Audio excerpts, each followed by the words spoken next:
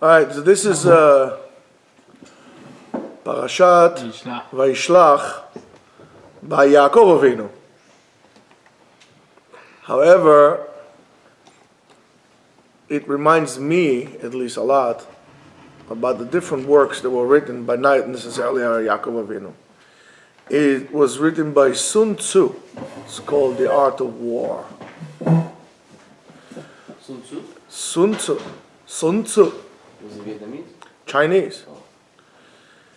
And I want to read to you just a few paragraphs from The Art of War. Sun Tzu said, appear weak when you are strong, and strong when you are weak. These are specific things that I had in mind for this week's parasha. He also said that the supreme art of war is to subdue the enemy without fighting. And another thing he said, which is beautiful, the supreme excellence consists of breaking the enemy's resistance without fighting. And he wrote that victorious warriors win first, then go to war. Pay attention. They first win, then they go to war, while defeated warriors go to war first and then seek to win. Isn't it nice? Now, why I am bringing The Art of War by Sun Tzu? Because, everybody, well, not everybody, but a lot of people know about the book, or the book about the book, The Art of War, and they will quote it and so on and so forth. And then, by the way, another masterpiece is written by Miyamoto Musashi. It's the Books of Five Rings. It's all about techniques and how to actually live your life and so on and so forth. But it's a very fascinating book. But yet nobody ever sits down and analyzes Yaakov Avinu. What Yaakov Avinu is doing here, he basically wrote the chapter of The Art of War before it was written. We don't give our sages, our patriarchs, our gedolim, the appropriate kavod that they give, because we just regard them as stories and we move on. So with your permission, let's see how those statements that I made from The Art of War actually sit down with our week's parasha. It really has to do a lot with us as well in terms of the struggles that we face today and the enemies that we have around us and interactions that we have sometimes with supreme powers that are greater than ours. Now, how do we deal with this? Do we just lay there on the road and let this? What do we do? So our parasha deals with situations of constant existential threats. We're talking about Yaakov coming back to the Holy Land, which today is Israel, after more than 20 years. And he meets Esav, his older brother. His older brother that comes basically to kill him. His older brother was a notorious warlord and is coming to kill him and his family. And after that we have the story of the rape of Dinah, the daughter of Yaakov, by Shechem ben Hamor, and how Shimon and Levi take an action and they basically kill everybody by a trick. But they kill everybody. And again, since then you never heard a case until further much down in history, the time, I guess, the Babylonians and stuff like this. But nobody ever dared to rape a Jewish girl from that point on. And how Yaakov is basically fleeing Shechem, the city of Nablus. But there wasn't Nablus at the time, it was Shechem, and there weren't Palestinians there because they were not in existence. And how his wife Rachel is giving birth on the way to Bethlehem, and then where she's buried. But interesting to me is regarding the death of Rachel, is everybody said that Rachel died because you're not allowed to marry two sisters entering the land. But they already entered. Last time I checked, Bethlehem was in Israel, but that's a different story, different case, different Inyan altogether. But just think about that. Sometimes, therefore, as we say, we find ourselves swimming in an ocean of sharks. Great white and mako and whatever sharks, and sometimes we do get hurt. And sometimes, not nice to say, but we also hurting other people along the way, whether it's in business, whether it's in a personal interaction with people. And if we think about it, it's a little bit difficult to admit, but it seems that almost natural to us that the sense of competition is a part of our survival instinct,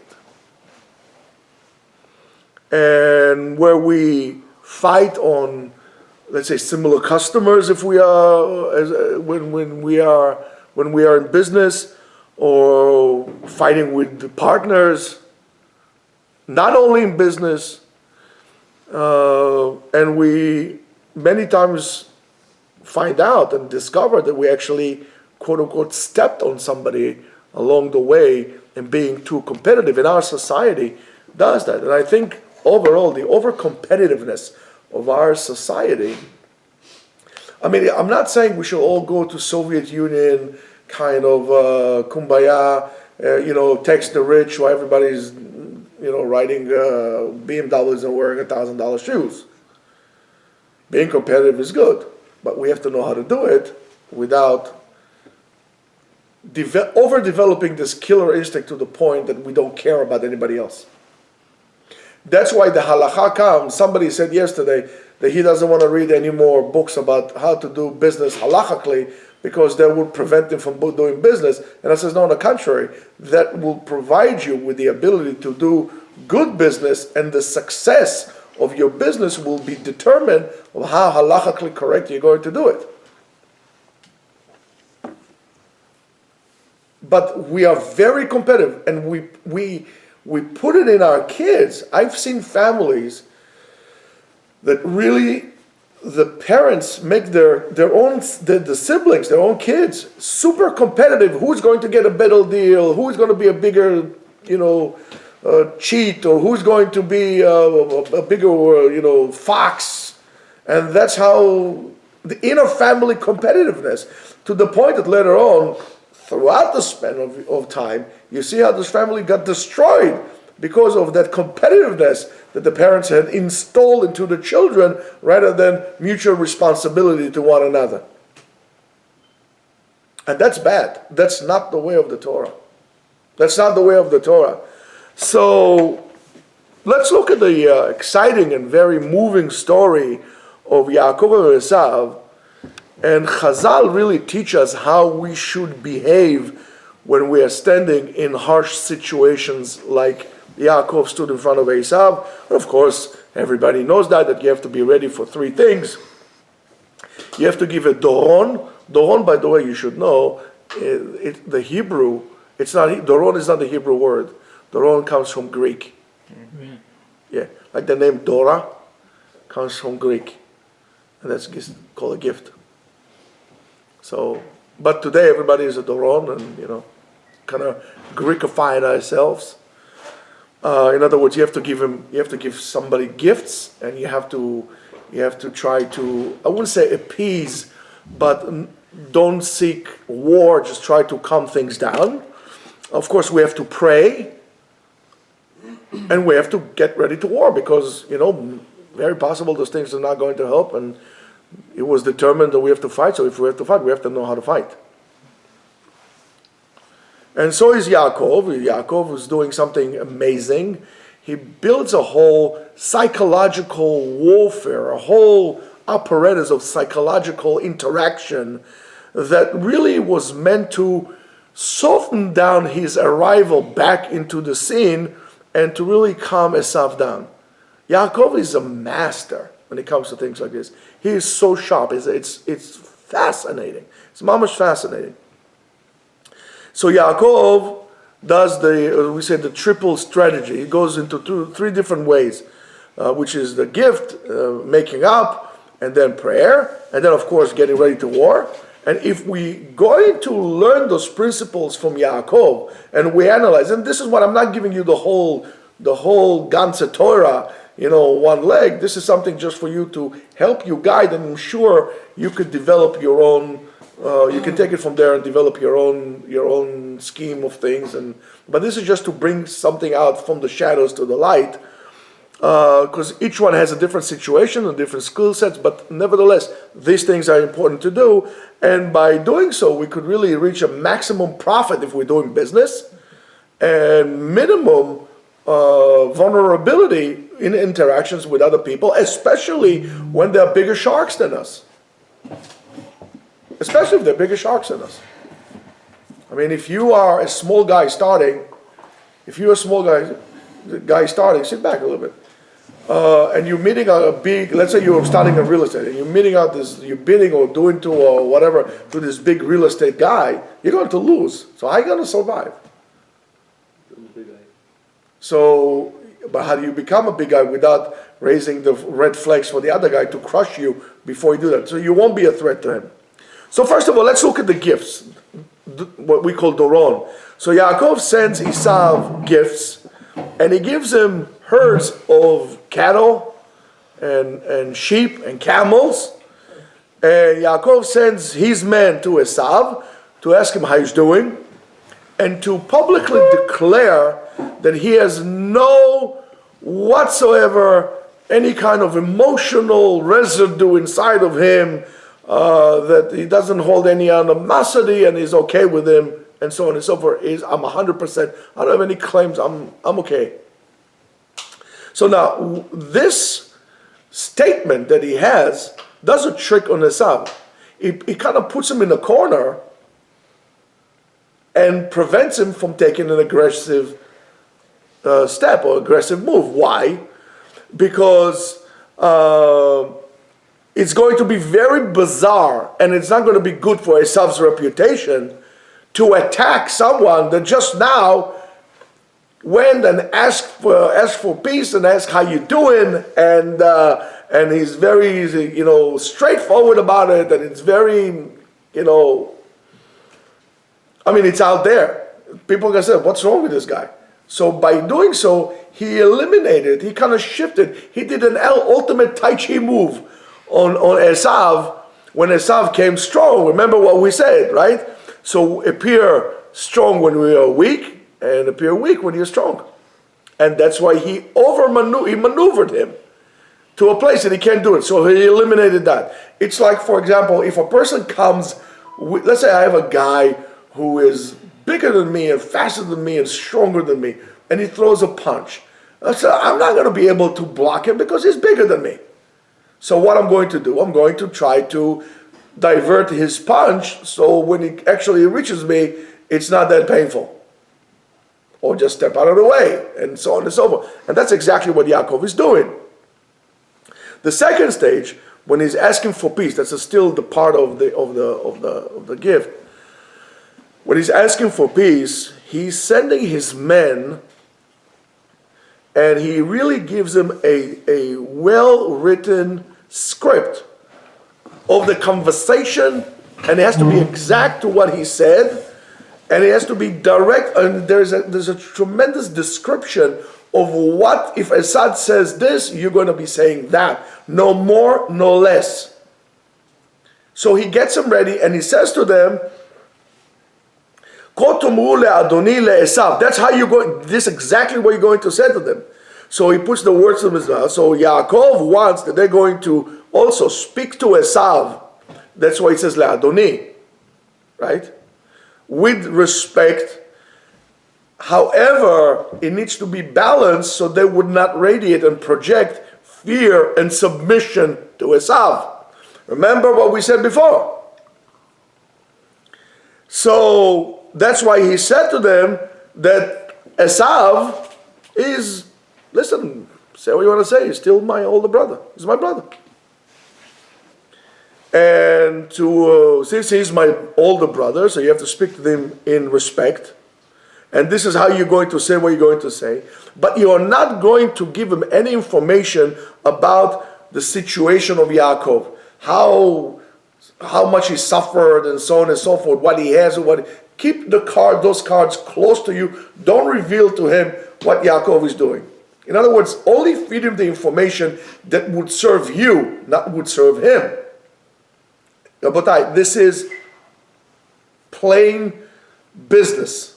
If you want to negotiate anything, whether it's for a job or for a contract or for whatever it is, don't read this. Listen to this a few times and try to practice that.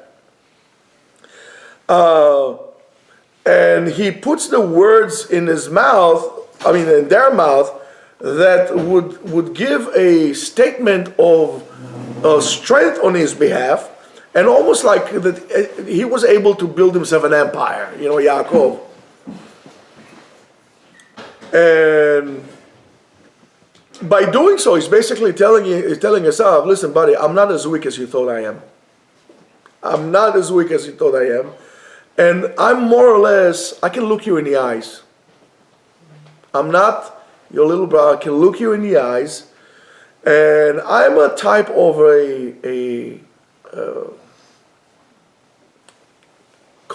opponent that you better off join arms with me than fight against me. But he says it very nicely, right? So Yaakov, needless to say, was a very, very spiritual person. He was in a very high spiritual level, and really all these materialistic things did not really mean so much for him. He needed to survive, but it didn't mean too much to him. But he understood who he dealing with. And since he knows who he's dealing with, he knows in what language and what terminology to use for him. And that's exactly what he's doing here. So know your opponent. You need to know more on your opponent than he knows about you. You, in a way, need to know more of the opponent than the opponent knows about himself. You need to know who he likes and what he likes and what he doesn't like, and all the secret you need to know. That's called gaining strategic knowledge. This is how you win a war. This is how you win a battle. So again, if you dealing with an opponent, it could be any kind of an opponent. It could be a business opponent. It could be anything. You need to know. If you're going to a job interview, you need to know those things.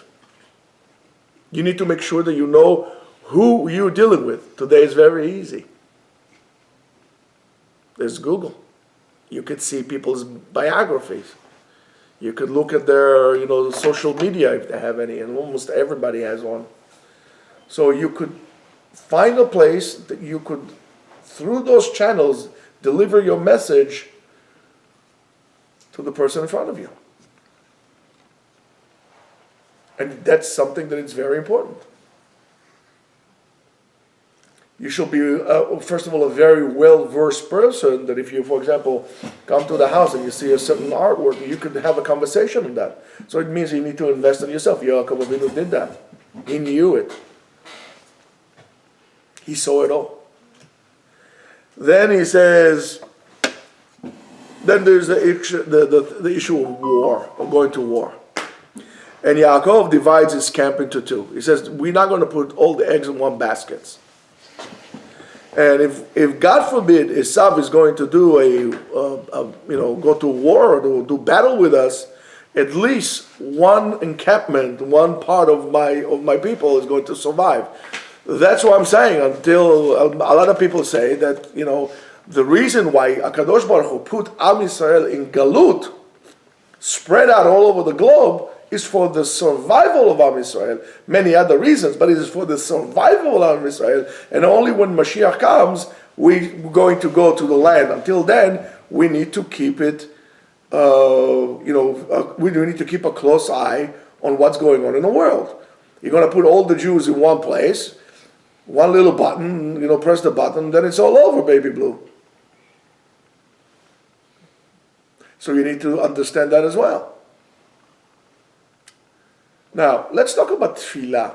I want to just expand a little bit about prayer, which is very important to understand because we pray and we have needs and we ask HaKadosh Baruch Hu all the time.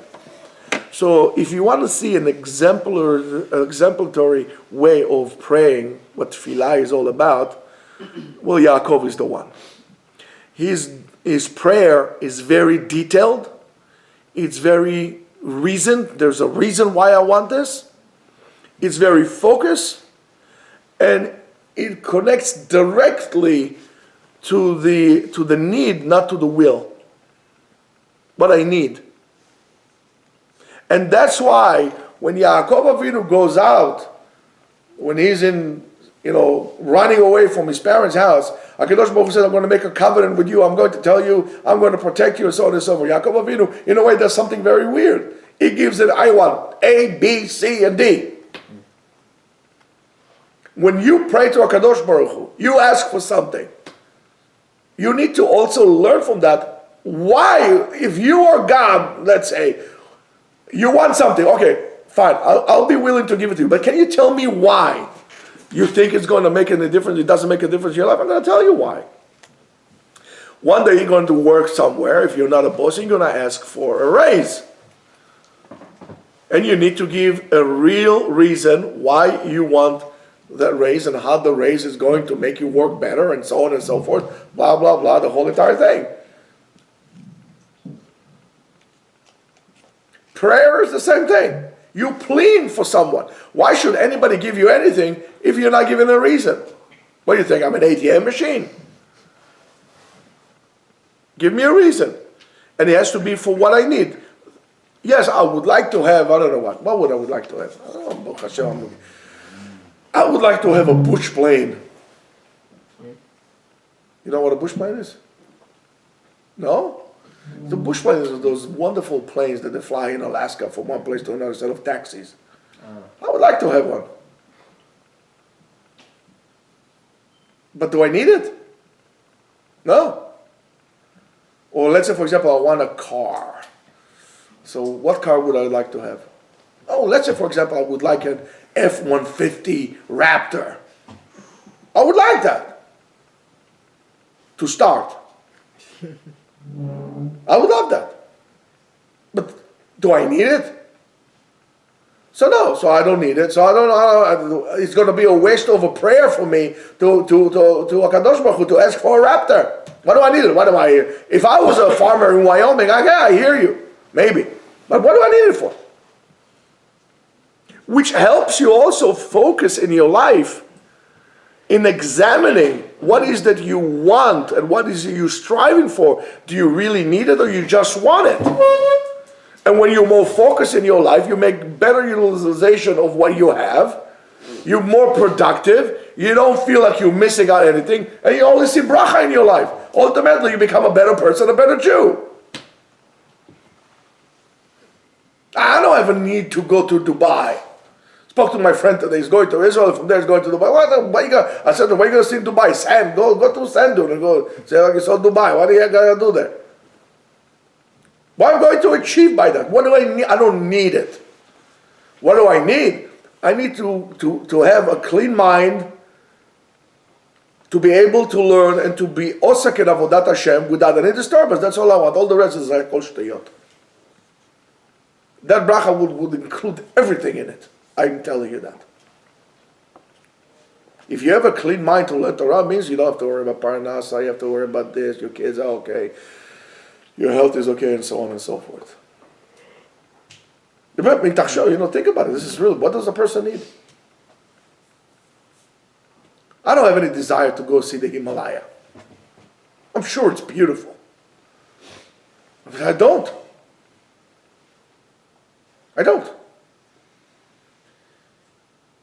I want to see a shul that is full, a yeshiva that is learning. That's my thing. Why do I want it? Because I need it. Why do I need it? To finish the task that we are given. Going to see the Himalaya is beautiful. How is this going to make me complete the task in which I was giving? That's my watch now. That's my job now. How I'm going to get the job by going to the Himalaya? I'm not going to open a Chabad house there. I already have one. So I guess I'm not going. Okay? So when he's looking into the gifts of if we take a look at the gifts of what's his name, of Yaakov, that he gives to Esav, so let's talk about gifts a little bit. He chooses his gifts he's very careful about what he's sending to him and how he's sending to him. Not only the quality and the status that it represents, but also the psychological effect of those gifts that he's giving him. He doesn't give Esav just a whole bunch of, if you look at the gifts that we're giving in the Torah, where it's to Avraham Avinu or to Yitzchak, just a whole bunch of sheep and cattle and give him like this. But look at what the Torah says about how Yaakov Avinu gave it.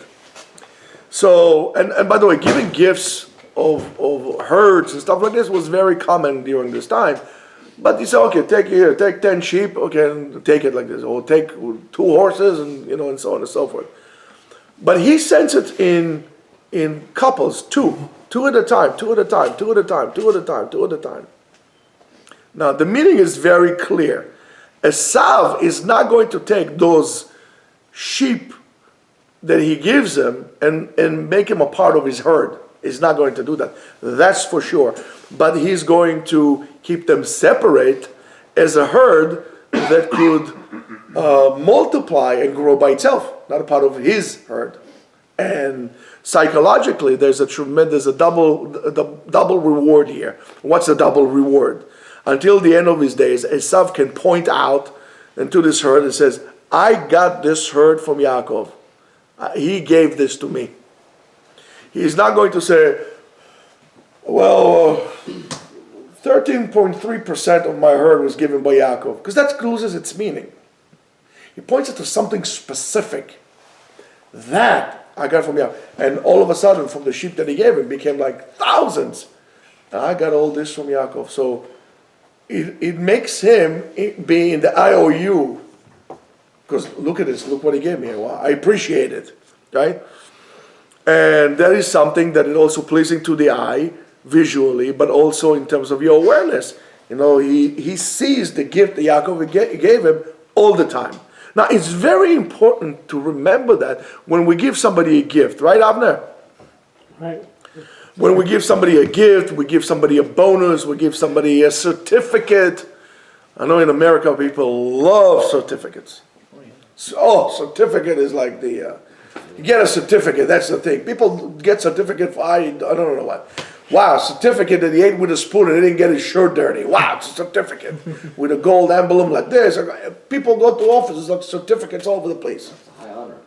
Huh? It's a high honor. For the fools. Yeah. So now, or anything that you give him to him. Why is that important? Because it's very appropriate and it's really important that you give him something that does not wear out. For example, I gave you a cake, you eat it, and where's the cake? Something that stays there, and not something that would be swallowed within something that is already there. Right? That you won't be able to acknowledge it, nor anybody else will be able to acknowledge that. And it doesn't make a difference how much benefit it's going to bring to the person. What really is important that this gift is going to stay there in this person's awareness for as long as you can. In your awareness, and you could really show it to other people and be very proud of it. Like that's why when somebody leaves, they give him they used to give him a gold watch, but they don't give you anything. I mean, ultimately, it shows also that we don't appreciate you and what you did, so we give you a kick in the whatever, and here's the door, don't let the door hit you on the way out, kind of a thing. Goodbye and good luck. Unfortunately, we see it many times in people that serve the country, like soldiers and so on and so on, mainly soldiers. We don't appreciate what those people do. And they're willing to do things that we are not willing to do. And that's very sad. That's very sad. So if you see a soldier in the street, I told you, say thank you, shake his hand, appreciate, acknowledge, and that's a tremendous thing. Because usually when they go out, they get vented out of the system. You know, they're being forgotten. They're just being vented out. And the person says, listen, I gave everything. You know, like the damage that veterans have when they go to battle? It's unbelievable. I'm not just talking about the psychological damage in terms of PTSD. I'm talking about a whole truckload of diseases and things that people have. Listen, I lived in a combat society. And I know what he does to people. I know what he did to my father. And it's not pleasant. So if a person pays the ultimate price by dying, you should know that the people that survive the war keep on paying that ultimate price every single day to the rest of their lives. So when somebody does something like this, that sacrifices so much of himself so you could succeed,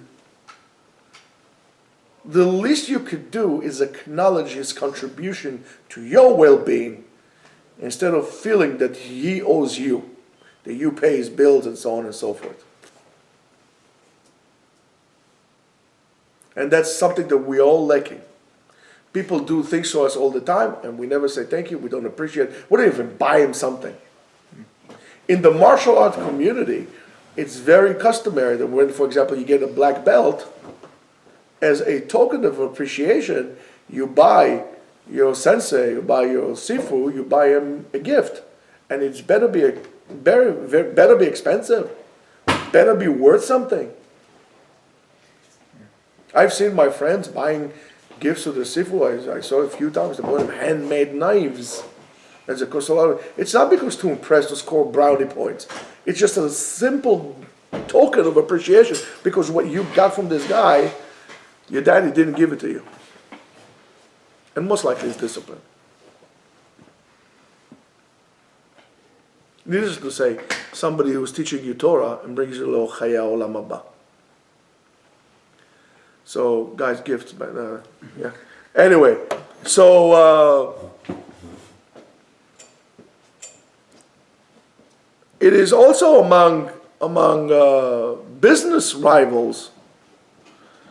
It's very important to refer to them in an appropriate way, and to know not only business rival, any kind of rivals, to know to sometimes to let go, even if it's not a rival, if it's just a person you have an argument, it could be for crying out loud your wife. But right now you argue, you need to learn how to sometimes give up, stand back, whatever it is, swallow your pride. Step down, give up. I'm not saying become a doormat. That's not what I'm saying. I'm saying to learn how to give up. You don't have to be right all the time. I mean, I'm right all the time, but you know what I'm saying. Right, Avner? Right. So, what happens is, Yaakov Avinu, by doing all these things, he causes the anger of Esav slowly, the steam, the pressure that Esav was building, simply, he created a relief valve that this anger is actually pointless. It's steamed out. He let it go.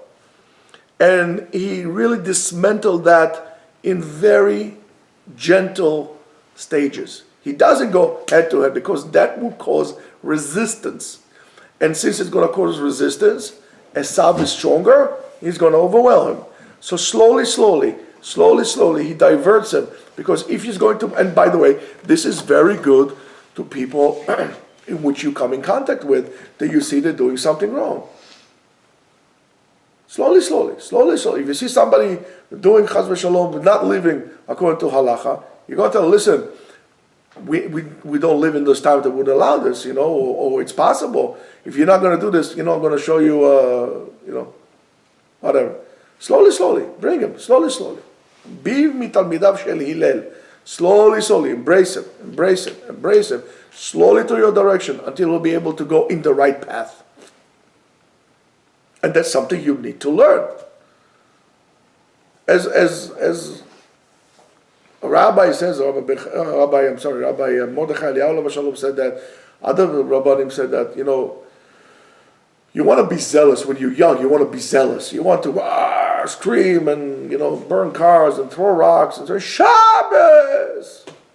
I know it's very difficult to see, especially when you're in Israel, to see how the Shabbat is being desecrated. You're coming back from shul and some Madonna is going over there with her bikini to the beach on Shabbat. You say, Ribono shel olam, lama? You're in Eretz Israel. I know. But nobody ever was chozer b'tshuva because you threw a rock on his head and you screamed Shabbos. Nobody ever did.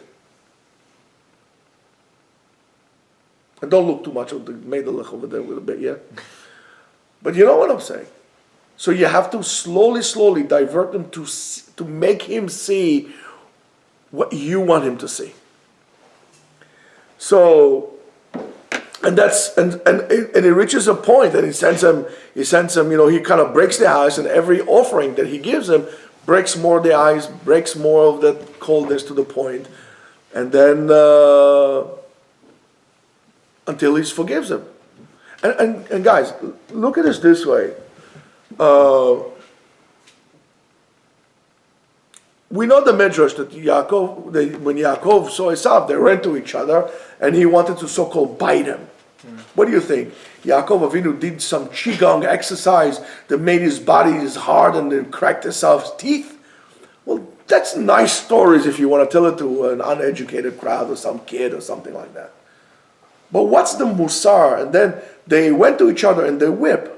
But sometimes that truthfulness, that bechi, that crying, can even break the hardest tooth out there that will come to when you're being genuine. Show people that you really care about them. So instead of fighting with one another, show somebody you care. He would listen or she would listen to you. Show them you care. Tell them you're there for them. And even your biggest enemy that would kill you, well, see, the point is that, listen, I'll go my way, you go away. Thank God I got everything. Now, if we're going to look for this according to Kabbalah, so in the story of this meeting between Yaakov and Esav, there is a direct correlation to the struggle that appears in each and every one of us all the time, which we spoke about. We spoke previously about it in Parashat Toldot, between the body, right, which is Yetzer Hara, which represents by Esav, to the Neshama, which is a Yetzer Tov, which is Yaakov. Don't forget, we have both. We have both, body and soul. And the point is not to overwhelm one over the other. The real trick is to find balance between the two, that they would live in harmony. So we learn that in our world, the Bechorah, the firstborn rights, was given to the body. That's why the Neshama has to, quote unquote, steal the show by trickery. Right? Yetzer Hara is greater than you. So the Zohar teaches us that Yaakov sends Esav's gifts and bows for him 7 times when they meet, and at the same time, by hinting, Yaakov is also threatening Esav when he tells him that all his wealth and all his all his money and everything that he did where? By Lavan. Lavan was the greatest magician of the time. He was the sorcerer of all sorcerers. He was the biggest.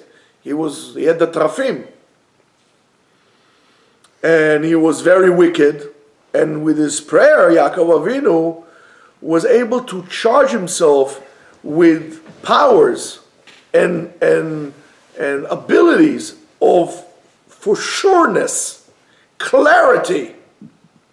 So when you pray, it happens to you. And that prayer, when you're praying from the bottom of your heart, and you're praying the way Yaakov Avinu prayed, you actually receive power. Because you have the biggest enemy that you have is what? Yourself. Well, that's without a doubt. Fear. Also, but what's the source? These are fear, yourself. These are just branches. But what's the core of the greatest danger that we face in ourselves? Selfish. Safek, doubt. That's the Amalek inside of us. The doubt, the unclarity. When you pray to Hashem and you say, Hashem sefatai tiftach ufi yagid tiratecha, please God, open my mouth and let my lips praise you. That acknowledgement of the for sureness of the living God, that there is one God, by itself is so powerful that you can win any war. You just have to remember that. You have to remember that. And when he prays, Esav gets confused. So if the question is asked, if Yaakov already overcome Lavan, so on and so forth, and he can kill him immediately, so why is he sending Esav gifts? What's the point of that? What's the point of that? So when Yaakov Avinu bows 7 times in front of Esav, Esav becomes confused. And he feels more relief and also feel proud at that moment. And while doing so, he loses control. So Yaakov Avinu is able to tip him off balance. He's coming to fight, and he bows down to him, and he bows down to him again. And he basically throws him off balance. And when he loses his balance, he loses his focus. And what happens then, all of a sudden he remembers that Yaakov is his brother, and they haven't seen him for 20 years, and he hugs him. So that's what he did to him. And if you look at Rashi, based on Midrash Rashbi, that's what the idea. It says, "Vayaretz Esav likrato vayechapkeu, vayipol al tzavaro vayishakeu vayivku." And Esav runs towards him, but he sees Yaakov bowing down. He ran to him. He wanted to kill him. But he got so bamboozled, he hugs his brother, and he falls on his shoulder, on his neck, right? Vayeshakeu, and he kissed him, and then together, vayivku, and both of them cried. So when you come to a person, that's a tremendous lesson. When you come to a person from a point of light, not darkness, you're coming to a person from a place of love, of oneness. When you're coming to a person from a place of giving up on your ego, on your own self, and yet at the same time you're coming to a person from a place of power, internal power, not external, internal power, then you can overcome so-called your common sense, which is common right now, which is Esav, which is the Yetzer Hara, which we have, which we all have. And then you forget all those calculations that you did before, and all the hatred that you had, and all those things that really make you actually lose your mind. And at that moment you could see wonders and miracles. And that is true, Rabotai, for business. That's true for husband and wife relationships. Even if you have an argument with your spouse, come from a place of giving up. Come from the place of love. Come from the place of understanding that love is one. Love represents one. Not come from a place of me and you. Come from the place of us. Come from a totally different angle. Humble yourself. Give up your ego. Your ego is your obstacle. The ego that says I is the separator of us. When you're going to come, and all of a sudden you're going to see miracles in your life. And it comes to the place of this is true for spouses, that's true for shuls, for companies, for friends, for business, for everything. My suggestion to you is, based on what we said here, and I'm sure you could, each one, as we said before, interpret and expand it in your own personal way. Study not just the words or what the Torah is saying, but study and analyze the actions of the Avot. And you don't need any other book in terms of self-help and so on and so forth. And now you're going to see miracles in your life. You're going to see wonderful things in your life. But you have to come from a place of power as well. And the power is the power of Emunah. Shabbat Shalom.